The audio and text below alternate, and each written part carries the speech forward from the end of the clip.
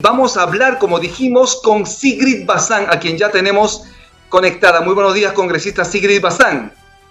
¿Cómo está, Rumi? Muy buenos días y muy buenos días también a todo el equipo de la República. Muchísimas gracias, bienvenida a LR Más Economía. Lo primero, congresista, es que la agencia calificadora de riesgo Standard & Poor's redujo la calificación de 5 bancos peruanos. Esto, obviamente, motivado por razones institucionales, fundamentalmente por este ruido político en el país. ¿Qué comentario tiene usted sobre ello? Bueno, hay dos cosas muy importantes, ¿no? En lo que has mencionado, tú bien decías, la crisis política nos está costando duro. Digamos, los medios de comunicación han hecho un estudio que revela que aproximadamente podrían ser 2 puntos porcentuales del PBI, lo que representa el impacto económico, la pérdida económica que sufre el país en medio de estas incertidumbres sobre la crisis, sobre si tenemos gestiones que duren más de un año o no, tanto del Ejecutivo como congresales. Recordemos que acabamos de tener un Congreso transitorio de 2 años o menos y estamos nuevamente en esa incertidumbre que no es buena para la economía. Y en segundo lugar, sí es importante el tema de los bancos, porque también atravesamos un momento de alta concentración, no solamente económica y de grandes grupos de poder, sino también financiera, ¿no? De hecho, son 5 los bancos los que concentran alrededor del 80% del crédito en nuestro país. Y en nuestra propia Constitución vigente, el artículo 61 habla de combatir el abuso de posiciones monopólicas, y es algo que todavía en nuestro país no estamos haciendo y que nos convierte también en muy vulnerables frente a los cambios, a nivel internacional, pero también internos, ¿no? Definitivamente es un tema importantísimo para analizar, pero también el clima político no ayuda. Como usted bien sabe, hay pedido de vacancia, el presidente Castillo debe asistir el 28 al pleno del Congreso, hay pedidos de censuras a ministros, pero el Ejecutivo también hace lo suyo para ponerle esa cuota, esa chispa al clima político. Usted alertó reiteradas veces en el Congreso que la excesiva polarización política le hace daño al país y sobre todo a los más pobres. Pero en el Congreso no le hacen caso, no le escuchan, se continúa en lo mismo, se le está haciendo daño a la economía del país. ¿Qué hacer en este sentido? Sí, mira, la excesiva polarización y la falta de partidos políticos, ¿no? Tenemos a presidentes que normalmente no tienen un partido político en el cual respaldarse, y en el caso del presidente Castillo, claramente hay una relación ambigua o en todo caso ambivalente con el partido del señor Cerrón, con Perú Libre, etcétera. Entonces, frente a eso, también existe un país que arrastra además muchas taras, mucha desigualdad en el tema de los pobres o la pobreza en general. Ahora que mencionabas la inflación y el alza de precios, por ejemplo, en el rubro alimenticio, esto lo está sufriendo, lo están sufriendo muchas regiones del mundo, ¿no? En el caso de Europa, el tema de los alimentos también es un problema por la guerra. En el caso de Estados Unidos, ¿no es cierto?, el desperdicio alimentario es tremendo, y en el caso de nuestra región también el aumento de los porcentajes inflacionarios en los distintos países de la región es un fenómeno global. Entonces, sí considero que aquí es importante entender cuáles son las formas de alivianar esta crisis, porque si bien hay quienes quieren acrecentarla o ahondarla, profundizarla, hay quienes entendemos también que no hay, una intención altruista, o positiva de aquellos sectores que buscan vacancias por doquier, que buscan censuras sin justificación. De hecho, yo misma he firmado la primera censura contra el ministro de Salud y, curiosamente, la oposición no la ha querido firmar y no va a votar a favor de ella. Entonces, hay de ahí ciertos sectores que estamos viendo más bien tienen intereses personales, ¿no? No intereses para el país, y eso sí es terrible. La portada del diario La República del día hoy dice lo siguiente: el fujicerronismo desmantela las reformas porque están cambiando las reglas electorales de acuerdo a sus intereses. En este sentido también no se apuesta con la institucionalidad. ¿Por qué? Porque han unido sus votos 23 de Fuerza Popular, 24 de Perú Libre y del Grupo de Cerrón para suspender las elecciones primarias en los comicios regionales y municipales que se realizarán en octubre de este año. Obviamente esto tampoco abona a favor de un clima político estable que también tiene incidencia en la economía del país. ¿Qué comentario tiene? Bueno, hay temas como el que me has mencionado, ¿no? En el caso de las reglas electorales, también hay temas como el de la educación, en donde yo creo que se encuentran estos dos sectores que uno pensaría están enfrentados con respecto al desmantelamiento de la SUNEDU, que yo creo que es nefasto. Hoy mismo, dicho sea de paso, estoy reuniéndome con estudiantes que están velando porque la calidad, y no sobre todo la calidad educativa, sino también la calidad del ambiente, del espacio educativo en el cual se desarrollan, sea óptimo y no sean víctimas finalmente de abuso por los los profesores, de violencia, etcétera. Entonces, son varios temas en realidad los que competen a la educación y que lamentablemente también esta expresión que a mí no me gusta, pero del cicerronismo y de otros sectores a veces no ayuda y no se direcciona hacia el mejor norte, ¿no? Y en ese sentido yo sí creo que esto afecta no solamente a la economía, sino hay un tema de predictibilidad de la economía que para los inversionistas, que es algo de lo que todo el mundo habla, es vital, es fundamental. Ya pasamos de la incertidumbre de si vamos o no a entrar a una nueva constituyente a la incertidumbre de si vamos a mantener o no un gobierno, a la incertidumbre de tendremos el mismo ministro de Economía en los próximos meses o ministro de Salud los próximos meses o ministro. Entonces, tampoco podemos estar saltando frente a tantas dudas y tenemos que ser claros. Ahí el Ejecutivo tiene que tomar decisiones y el Congreso también tiene que decidir para dónde camina y mejorar en donde cojea, ¿no? Estamos en LR Más Economía, el programa económico del diario La República. Para quienes recién se conectan, estamos con Sigrid Bazán, congresista por Juntos por el Perú, integrante de la Comisión de Economía del Congreso. Tenemos preguntas del público, nos señalan lo siguiente: ¿cómo un proceso de vacancia presidencial puede traer complicaciones a la economía del país? Bueno, en realidad, y como mencionaba, ¿no? Se ha calculado que son 2 puntos porcentuales del PBI los que se pierden por el tema de la crisis. ¿Y por qué el tema de la vacancia?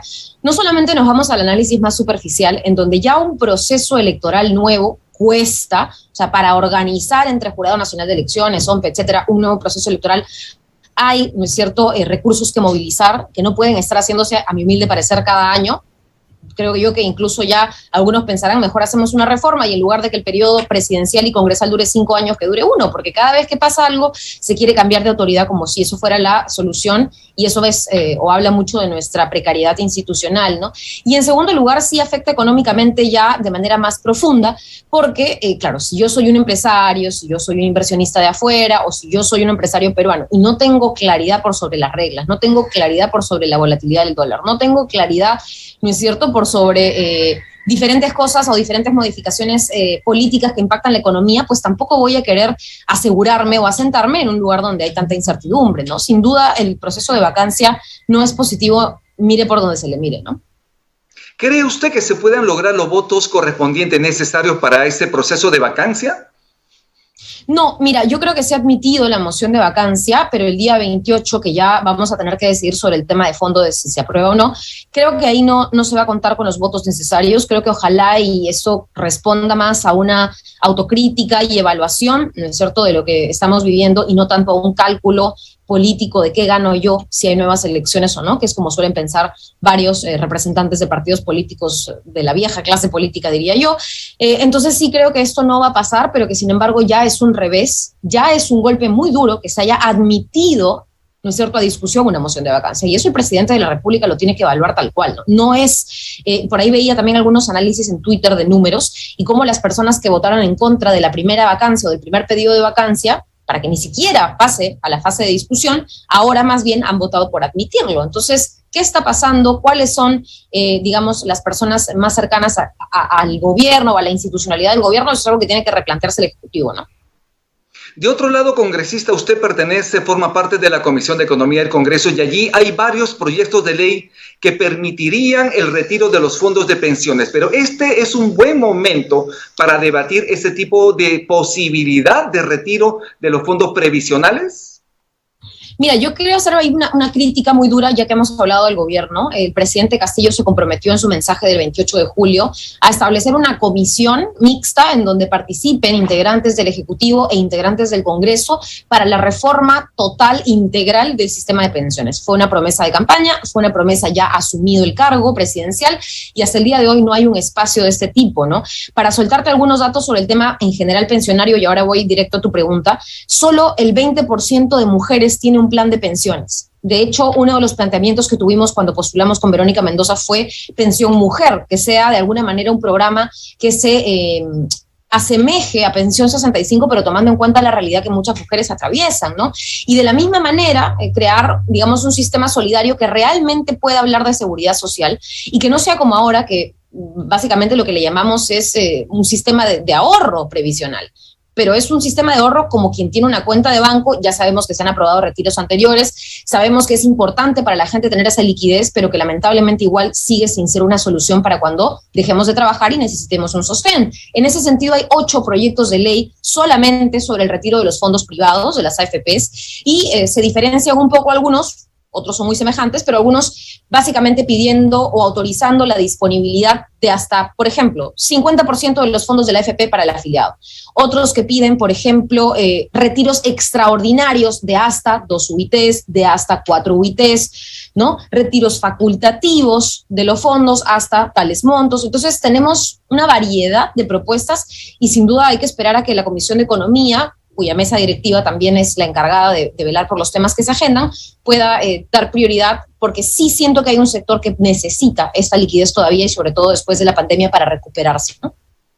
La vez anterior, la última posibilidad de retiro era de 17.600 soles de los fondos de las AFPs. Una de las propuestas de la congresista Dina Calle de Podemos Perú justamente está proponiendo un retiro facultativo, es decir, que las personas pueden decidir si lo retiran o no sus fondos de hasta un promedio de 18.400 soles en 3 partes y en 90 días. Esto, según ella, beneficiaría a 7 millones de afiliados. Este es un momento, debido a la inflación, debido al encarecimiento de los precios de los combustibles, al encarecimiento de los alimentos. Es un buen momento de darle ese respiro de dinero a los trabajadores para que de alguna manera puedan capear el temporal. Sí, mira, yo creo que como te menciono, ¿no? Hay gente que piensa en su vejez, pero que después de la pandemia ha tenido que cerrar su negocio, ha visto su empresa quebrar, ha visto, digamos, que no podía solventar debido a esta situación el gasto con sus hijos, las matrículas, incluso para la educación virtual. Es decir, el tema de las deudas de los bancos, que hablando de los bancos, empezamos así la entrevista, ningún banco ofreció una solución concreta excepto la reprogramación de las deudas, que es una herramienta que se usa independientemente de la pandemia. Entonces no se ofrecieron soluciones y la gente salió igual de endeudada, pero con menos capacidad de pago. Entonces, en ese sentido, como tú mencionabas, la propuesta de la colega Calle está ahí sobre la mesa, son hasta 4 UITs, el retiro que ella plantea, pero también está la propuesta, mira, del congresista Camiche, que ahora está en Perú Democrático y que habla de la devolución del 100% del saldo de los aportes previsionales. Entonces, hay diferentes matices en estos proyectos de ley, pero de que hay mucha gente que puede hacer uso de este dinero ahora, creo que sí es algo que tenemos que tener en cuenta. Es cierto que esta no es una solución y es cierto que necesitamos ese espacio que se prometió en campaña, señor presidente, para reconfigurar nuestro sistema de pensiones, para poder hablar de una seguridad social de aquí a 20, 30 años, quienes tenemos, pues, o quienes somos más jóvenes, ¿no? De hecho, el rango de edad con mayor retiro de los que ya han retirado es de 31 a 40 años. Estamos hablando de ya del 69% de los afiliados a las AFP que han realizado por lo menos un retiro de los que se ha aprobado, ¿no? Entonces, porque se hicieron 5 decretos, si no me equivoco, por lo menos sobre este tema. Habría que ver ahí cómo el gobierno está enfocando este tipo de beneficios. Un bono, como es el bono Yanapay, no ha sido suficiente para devolver, como comento, ese tipo de facilidad que necesita la gente en estos momentos, y yo creo que ahí hay que valorar cuál de estos 8 proyectos de ley puede tramitarse lo antes posible, ¿no? Pero desde el Ministerio de Economía, desde la Superintendencia de Banque Seguros, ya han adelantado de manera desfavorable este proyecto que puede permitir la liberación del 100% de los fondos de las AFPs. Sin embargo, también desde el Ministerio de Trabajo, la legisladora, que es también ministra, considera oportuno que se debata en la Comisión de Economía para tomar una decisión al respecto. Ante todo, ¿cree usted que los involucrados en el sistema privado de pensiones, todos los agentes económicos relacionados al tema, han intervenido, han participado con sus opiniones sobre el tema? Mira, yo creo en realidad que se hizo una gran campaña desde que se aprobaron los primeros retiros para poder indicarle a la gente o para poder devolverle a la gente la confianza en el sistema privado de pensiones, pero nos queda claro que eso no ha ocurrido. De hecho, al día de hoy también hay proyectos de ley sobre la reforma al sistema privado de pensiones, que además te cobra diferentes tipos de comisión, incluso si tu fondo está en pérdida. Para decirlo en muy sencillo y en buen cristiano, y que la gente lo pueda comprender así de fácil, básicamente tú le estás pagando una comisión a una empresa que te administra la plata y que te la hace perder. O sea, tú estás pagando algo para que te hagan perder tu plata. Es una barbaridad. O sea, el sistema es perverso, es un sistema que no funciona en nuestro país y por eso también la poca confianza que la gente le tiene, pero que tampoco ha funcionado en otros países. En Chile, por ejemplo, ya se ha desmantelado este tipo de sistema de las AFP. Evidentemente, ellas son las más interesadas porque han tenido ganancias y utilidades iguales o mayores que años pasados, pese a que hemos atravesado la crisis pandémica. Y yo creo que ahí hay que revisar, o bien comenzamos con modificaciones al tema de las AFP, o bien revisamos todo el sistema y hacemos los cambios integrales que se prometieron. Pero creo que es importantísimo que hayan cambios, ¿no? A propósito de las ganancias de las AFPs, es un negocio totalmente rentable. Según la Superintendencia de Banca y Seguros, las AFPs, las 4 AFPs que existen en el país, han registrado ganancias totales de 553.586.000 soles durante el año pasado. Y ello es 10,5% por encima de lo que han ganado durante el año 2019, es decir, el año prepandemia. Además, esta ganancia representa un 33% más de lo que han ganado el año 2020. Es decir, estamos hablando de un negocio muy rentable para estas 4 AFP. Sin embargo, el crecimiento de la rentabilidad del dinero de los afiliados es poquísimo. Según la SBS también estamos hablando de rentabilidad de 3%, de 4%, de 8%, depende también de los fondos de pensiones. Pero ¿qué hacer? ¿Cómo se debe regular? ¿Será necesario obviamente reactivar esta comisión que permita precisamente una reestructuración total de todo el sistema previsional privado en el país? Sí, mira, fue un planteamiento que el propio Martín Vizcarra hizo en su momento y dada la crisis, el impacto que tú has mencionado, que las personas perdían en sus fondos y las AFP seguían rentabilizando, que era la lógica esta perversa de cómo ganan a costa de la pérdida del resto, ¿no? En ese sentido, yo sí creo que varios congresistas estamos apostando por una economía de mercado con competencia real. Esta no es una propuesta de izquierda, no es una propuesta comunista. Reformular ese sistema se hace en países capitalistas y de hecho queríamos y hemos planteado incluso en campaña desde el Nuevo Perú, desde Juntos por el Perú, acercarnos un poco a modelos como los que se manejan en los Estados Unidos, que claramente no es un país comunista, pero que tenga sí un fondo solidario para aquellas personas que van a necesitar, ¿no es cierto?, subvención y que al mismo tiempo no tienen la misma capacidad de aporte por condiciones o por las condiciones socioeconómicas que además en nuestro país se sienten con la desigualdad, y que eso pueda aliviar un poco, por ejemplo, las cosas que tenemos acá cuando vemos a la ONP, ¿no?, que paga pensiones de menos de 500 soles y que lamentablemente corresponden a personas que han trabajado 20, 25 o más años. Entonces sí, nos parece que ahí hay que hacer esta reformular esta comisión. Se ha discutido antes, pero hay que hacerla con seriedad, hay que pasar, digamos, a reformas concretas, y yo sí creo que, así como decíamos, hay 4 bancos que manejan el 80% del crédito, hay 4 AFPs que manejan básicamente con la competencia muy restringida todos los fondos del sector privado. Entonces yo ahí sí creo que hay que hacer modificaciones. Bien, muchísimas gracias, congresista Sigrid Bazán, por estar en el programa. Muchísimas gracias, Rumi, gracias al equipo de RTV Más Economía y por supuesto también estamos aquí para responder las preguntas del público siempre. Gracias.